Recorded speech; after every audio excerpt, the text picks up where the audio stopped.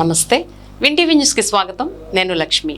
ఇక వివరాల్లోకి వెళ్తే, రాష్ట్రాన్ని గత వైసీపీ ప్రభుత్వం సృష్టించిన అగాధం నుంచి అభివృద్ధి దిశగా తీసుకెళ్తున్న ఘనత కూటమి ప్రభుత్వాది నేతలకే దక్కుతోందని జిల్లా తెలుగుదేశం పార్టీ అధ్యక్షులు ఏలూరు ఎమ్మెల్యే బడేటి చంటి వ్యాఖ్యానించారు. ప్రభుత్వానికి దక్కుతున్న ప్రజాదరణ చూసి వార్వలేకే వైసీపీ అధినేత జగన్మోహన్ రెడ్డి పరామర్శల పేరుతో పాదయాత్ర గారడీలకు తెరతీశారంటూ ఆయన ధ్వజమెత్తారు. ఏలూరులోని తన క్యాంప్ కార్యాలయంలో ప్రజా దర్బార్ కార్యక్రమంలో పాల్గొన్న ఎమ్మెల్యే ప్రజల వద్ద నుంచి వినతులు స్వీకరించి వారి సమస్యలకు పరిష్కారం చూపుతానని హామీ ఇచ్చారు. అనంతరం మీడియా సమావేశంలో ఎమ్మెల్యే బడేటి చంటి మాట్లాడుతూ, గత 2 ఏళ్ల కాలంలో కూటమి ప్రభుత్వం చేతల్లో చేసి చూపించిన అభివృద్ధి సంక్షేమ కార్యక్రమాలను, అందుకు అయిన ఖర్చును ప్రోగ్రెస్ రిపోర్ట్ పేరుతో సీఎం చంద్రబాబు విడుదల చేసిన వివరాలను తెలిపారు. ఇదే సమయంలో వైసీపీ అరాచక విధానాలపై తనదైన శైలిలో ఆయన విరుచుకుపడ్డారు.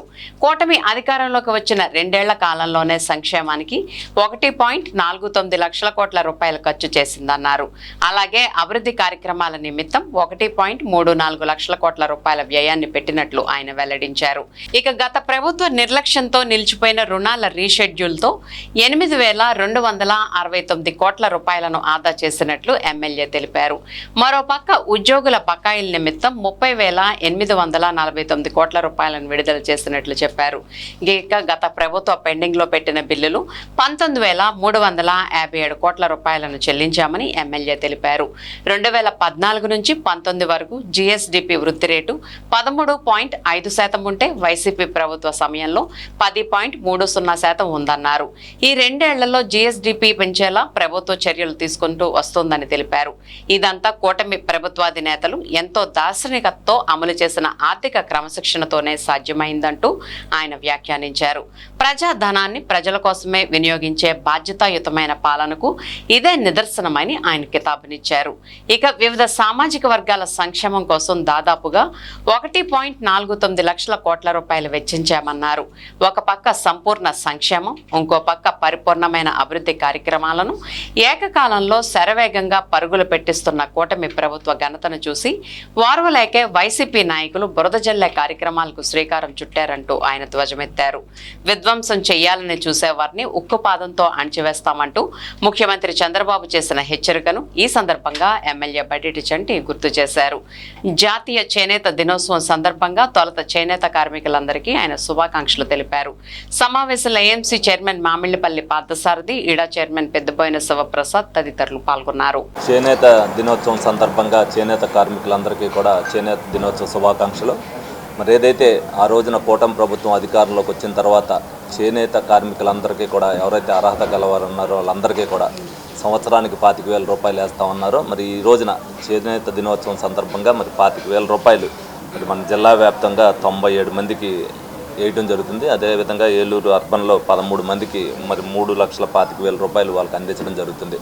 ఈ సందర్భంగా ఏదైతే చంద్రబాబు నాయుడు గారు అన్నమాట ప్రకారం ప్రతి ఒక్కటి కూడా ఏదైతే నెరవేరుస్తున్నారో దాన్ని చూసి తట్టుకోలేని వైసీపీ ప్రభుత్వం ఏదైతే రాష్ట్రాన్ని అగాధంలో నుంచి మనం ఏదైతే బయటికి తీసుకొస్తున్నామో, అభివృద్ధిని చూసి ఈర్ష్యలేక ఏదైతే పాదయాత్రలు పెడుతూ ఏ విధంగా అయితే వాళ్ళు విధ్వంసం సృష్టిస్తున్నారో దాని సందర్భంగా మరి ఏదైతే ఈ 2 సంవత్సరాల్లో కూటమి ప్రభుత్వం గౌరవ ముఖ్యమంత్రి చంద్రబాబు నాయుడు గారు ప్రోగ్రెస్ రిపోర్ట్ని విడుదల చేయడం జరిగింది. దానిలో భాగంగానే మరి 2 ఏళ్లలో సంక్షేమానికి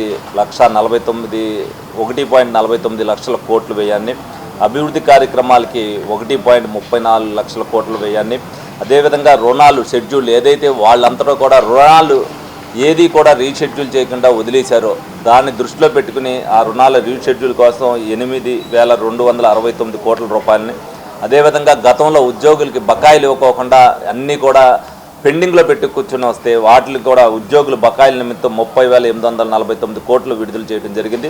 అదేవిధంగా మరి కాంట్రాక్టర్లు కావచ్చు, వేరే విధంగా కావచ్చు, పెండింగ్ బిల్లు అన్నీ కూడా పెండింగ్ పెట్టుకుంటే గతంలో ఉన్న పెండింగ్ బిల్లు నిమిత్తం 19,357 కోట్ల రూపాయలు చంద్రబాబు నాయుడు గారు వచ్చిన తర్వాత చెల్లించడం జరిగింది. ఈ విధంగా రాష్ట్రాన్ని అభివృద్ధి పదంలో తీసుకెళ్తున్న చంద్రబాబు నాయుడు గారు, పవన్ కళ్యాణ్ గారు, లోకేష్ గారిని చూసి తట్టుకోలేక ఏదో రకంగా బురద జల్లాలనే ఉద్దేశంతో పరామర్శల పేరు మీద పాదయాత్రలు చేస్తూ ఏ విధంగా అయితే విధ్వంసం సృష్టిస్తున్నారో ప్రజలందరూ కూడా గమనించారు. అదేవిధంగా వచ్చిన దాంట్లో కూడా ప్రజలు ఏ విధంగా ఇబ్బంది పడుతున్నారు. మరి మొన్న పొగాకు దగ్గరికి వెళ్ళినప్పుడు పొగాకు రైతులు ఇబ్బంది పడడం జరిగింది.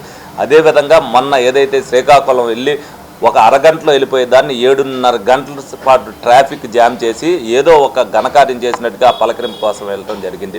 అదేవిధంగా మొన్న ఏదైతే ఆ రోజునే లేడీ ఎస్ఐని ఎంత ఇబ్బంది పెట్టారనేది మనం అందరం కూడా చూసాం.